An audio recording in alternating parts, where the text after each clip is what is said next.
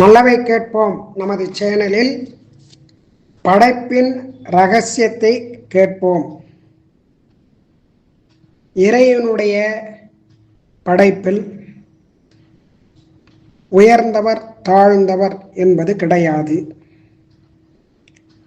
தாழ்குடியில் பிறந்தார் மேல்குடியில் பிறந்தார் என்பது சரியான வாதம் இல்லை. காரணம், எல்லோரையும் ஒரே வகுப்பாக மனித வகுப்பாக இறைவன் படைத்திருக்கிறான். இப்படி இறைவனால் படைக்கப்பட்டதான மனிதர்கள் நீங்கள் உயர்ந்தவர் நாங்கள் தாழ்ந்தவர் என்று சொல்லக்கூடாது. ஆனால் இந்த வேறுபாடு, இந்த மனோபாவம் இதெல்லாம் எதனால் வருகிறது அப்படின்னு கேட்டால், சுகம் துக்கம், அதாவது இன்பம் துன்பம், இதை வச்சு தான் நமக்கு அந்த மனோபாவங்கள்லாம் வருது. அதாவது அவரவர்களுடைய புண்ணிய பாபங்களுடைய பயனாகத்தான் இந்த ஏற்றத்தாழ்வு அப்படிங்கிறது வருது. இதனால் ஜாதியில் ஏற்றத்தாழ்வு கிடையாது. இதெல்லாம் நல்வினை தீவினை அதனால் வரக்கூடியது, புண்ணிய பாபங்கள்னால வரக்கூடியது. அதனால் பரம காருணிகனான பகவான், கருணை உள்ளம் கொண்டவனான பகவான் என்ன பண்ணுறான், அந்தந்த ஜீவன்களுக்கு அவரவர்களுடைய கர்மாக்களுக்கு ஏற்றவாறு 4 விதமான வர்ணங்களை சிருஷ்டி செய்து அதிலே அவர்கள் அந்த சம்சாரத்தை நடத்தும்படியான ஒரு வாழ்க்கையை நடத்தி செல்லும்படியாக ஒரு வழியை வகுத்து கொடுத்திருக்கிறான். அதுதான் கண்ணனும் பகவத்கீதையில் சாதுர்வர்ணியம் மயா சிருஷ்டம், 4 விதமான வர்ணங்களை நான் படைத்திருக்கிறேன் என்கிறான். அதாவது அவரவர்களுடைய குணங்களுக்கும் தொழில்களுக்கும் அடிப்படையாகத்தான் இந்த 4 விதமான வர்ணங்கள் படைக்கப்பட்டுள்ளது. மனுஷ சிருஷ்டியில தான் இந்த மாதிரி இருக்கு. இதுல யாப்பரங்கலக்காரிகைன்னு ஒன்று, அதில் பாவலர் நாவலர்னு 2 விதமாக பிரித்து இருக்கு. பாவலர்க்கும் நாவலர்கள் அப்படின்னு அந்த இடத்துல வெண்பா அப்படின்னு சொல்லுது. இந்த வெண்பாங்கிறது அந்தணர்களுக்காகவும் மற்றவர்களுக்காகவும் பிரித்து கொடுத்திருப்பதாக சொல்லக்கூடியது. அந்த மாதிரி இங்கே சதுர்மகன் மனுஷர்களை சிருஷ்டி பண்ணினான். அப்படி சிருஷ்டி பண்ணணும்னு அவன் நினைக்கும் பொழுது அவனுடைய முகத்திலிருந்து சத்துவகுணம் மிகுந்ததான அந்தணர்கள் பிறந்தார்கள். மார்பிலிருந்து ரஜோகுணம் மிகுந்ததான க்ஷத்திரியர்கள் பிறந்தார்கள். தொடைகளிலிருந்து ரஜோகுணமும் தமோகுணமும் சேர்ந்ததான வைஷ்யர்கள் பிறந்தார்கள். பாதங்களிலிருந்து 4ஆம் வர்ணத்தவர்கள் பிறந்தார்கள் என்று புராணங்கள் கூறுகின்றன. இதுதான் கீதையில் பகவானும் சொன்னது. இப்போ நாடு அப்படிங்கிறது, தேசம் அப்படிங்கிறது எத்தனை, யாருக்காக ஏற்பட்டது? இந்த பூலோகத்தில் தேசங்கள் நிறைய இருக்கு.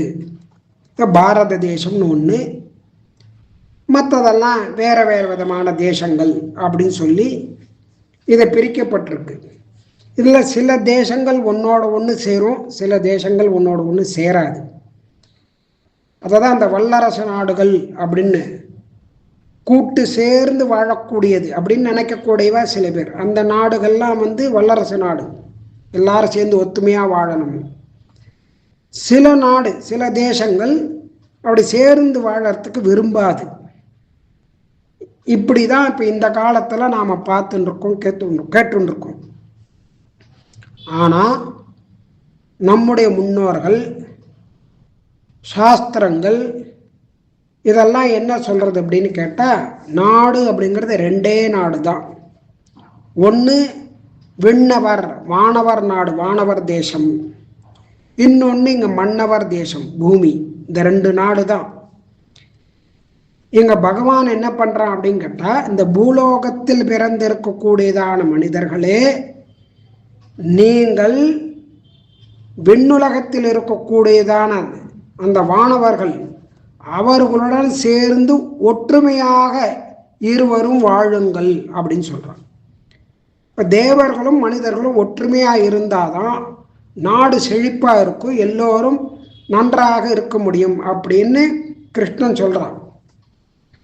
தேவான் பாவயதானேன தே தேவா பாவயந்துவஹா பரஸ்பரம் பாவயந்தஹ ஸ்ரேயப்பரம் அவாப்ஸ்யத அப்படின்னு சொல்றான். அதாவது மனிதர்களே, பூலோகத்திலே பிறந்திருக்கக்கூடியதான நீங்கள் தேவர்களை பூஜிக்க வேண்டும் அப்படின்னு சொல்றான். இப்போ தேவர்களை பூஜிக்கணும் அப்படின்னாக்க அப்போ யாகங்கள் பண்ணணும். அந்த யாகங்களை பண்ணுறது யாரு அப்படின்னு கேட்டால் பிராமணர்கள் தான் யாகத்தை பண்ண முடியும். அதனால் பிராமணர்கள் யாகங்களை பண்ண வேண்டும். அதுக்கு காரணம் அவர்கள்தான் வேதாந்தங்களை எல்லாம் கற்றறிந்திருக்கிறார்கள். அதனால் அவர்களுக்கு அதிகாரம் இருப்பதால் அவர்கள் இந்த யாகங்களை பண்ண வேண்டும். இப்போ யாகங்களை பண்ணணும் அப்படின்னா அது சும்மா பண்ண முடியாது. சத்திரியர்களுடைய உதவி அவர்களுக்கு வேண்டும். இந்த யாகங்கள் பண்ணினாதான் 2 உலகங்களுமே நன்னா இருக்கும், எல்லோரும் நன்றாக இருக்க முடியும். அதனால் பிராமணன் பிரம்மாவனுடைய முகத்திலிருந்து வந்ததுனால இந்த முகம் அப்படிங்கிறத வாயின்னு ஒரு அர்த்தம். அதனால் அவனுடைய ஜீவனம் வாழ்க்கை வாயை கொண்டு தான் இருக்கும். அதனால் வாய் அப்படிங்கிறது வேதங்களை ஓதுவது. அதனால் வேதத்தினால அந்த யாகங்களை, வேதத்தில் யாகங்கள் எப்படி சொல்லியிருக்கோ அப்படி அந்த மந்திரங்களை சொல்லி அவன் யாகத்தை நடத்தணும். அடுத்தது அரசர்கள், க்ஷத்திரியர்கள் மார்பிலிருந்து கைகளிலிருந்து உண்டானார்கள், புஜபலம். அதனால் க்ஷத்திரியர்கள் தன்னுடைய பராக்கிரமத்தினால பிரஜைகளை காப்பாற்றணும், பிரஜைகளை வாழ வைக்கணும். அப்போ பிரஜைகள் நன்றாக வாழணும் அப்படின்னா பொருட்கள்லாம் ராஜா தான் கொடுக்கணும். அடுத்தது வைஷ்யர்கள், அவர்களுக்கு அதே தான், திரைக்கடலோடு திரவியம் தேடி வியாபாரம் பண்ண வேண்டும். இந்த வியாபாரம் பண்ணி அதை கொண்டு வந்து கொடுக்கணும். அதுக்கடுத்தது 4ஆம் வர்ணத்தர், கீழ்ப்பகுதியான பாதங்களிலிருந்து அவர்கள் உண்டானதால் இந்த மூவருக்கும், பிராமணர்கள், க்ஷத்திரியர்கள், வைஷ்யர்கள் மூவருக்கும் உதவி செய்யக்கூடியவர்களாக இருப்பார்கள். இப்ப இந்த 4ஆம் வர்ணத்தவர் 3 பேருக்கும் உதவி செய்யக்கூடியவர்கள். 3ஆம் வர்ணத்தர் க்ஷத்திரியனுக்கு உதவி செய்யக்கூடியவர், க்ஷத்திரியன் பிராமணனுக்கு உதவி செய்யக்கூடியவன், பிராமணன் உலக மக்களுக்கு நன்மை செய்யக்கூடியவன், யாகங்களை பண்ணக்கூடியவன். இதுதான் தர்மம். ஆனால் இப்படி 4 பேரை இறைவன் படைத்திருந்தாலும் ஒருவருடைய ஆச்சாரத்தை மற்றவர்கள் ஏற்றுக்கொள்ளாமல் அவரவர்கள் ஆச்சாரத்தை, தர்மங்களை அனுஷ்டித்து வந்தார்கள். அதனால எல்லா இடங்கள்லையும் யாகங்கள் முதலான கர்மாக்கள்லாம் நல்லபடியாக நடந்துட்டு இருந்தது. இப்படி நடந்துட்டு இருந்ததுனால எல்லோருக்கும் சுகமாக, அதாவது நன்மையானது ஏற்பட்டது, சுகம் ஏற்பட்டது. வேதத்தில் சொல்லியிருக்கிறபடி கர்மாக்களை பண்ணி சில பேர் சொர்க்கலோகத்தை அடைந்தார்கள், சில பேர் மோட்சானந்தத்தை அடைந்தார்கள். இப்படி மனித பிரிவினுடைய பயனை எல்லோரும் அடைந்தார்கள். தர்மம், அர்த்தம், காமம், மோட்சம், அறம், பொருள், இன்பம், வீடு அப்படின்னு சொல்லக்கூடியதான 4 விதமான புருஷார்த்தங்களை எல்லோருமே அடைந்திருந்தார்கள்.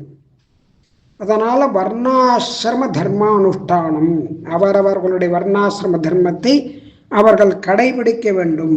இப்படி கடைபிடித்ததால் எல்லோரும் நன்றாக இருந்தார்கள். இப்படி ஆதி காலத்தில் பிரம்மனால படைக்கப்பட்டதான 4 வகையான வர்ணங்கள், வர்ணத்தர்கள். அதனால் அவர்கள் எல்லாம் மாறாமல் இந்த சாஸ்திரங்கள்லையும் புராணங்கள்லையும் வேதங்கள்லையும் முழு நம்பிக்கையை வைத்து உண்மையாக அவர்கள் எல்லோரிடத்திலும் நட்பு பாராட்டி வந்தார்கள். அப்போ பகைமை அப்படிங்கிறது யாரிடத்திலையுமே இல்லை, பயம் அப்படிங்கிறது யாரிடத்தையுமே இல்லை.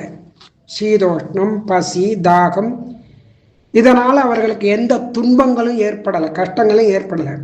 நல்ல குடியில் பிறந்தவர்களாக இருந்தார்கள், எதையும் தாங்கும் சக்தி உடையவர்களாக இருந்தார்கள். காம குரோத மோக மதமாச்சரியம் இதெல்லாம் இல்லாதவர்களாக இருந்தார்கள். நிர்மலமான பரிசுத்தமான மனதை உடையவர்களாக இருந்தார்கள். பகவானை தியானம் செய்யக்கூடியவர்களாக ஞானவான்களாக இருந்தார்கள். மற்றவை நாளை கேட்போம்.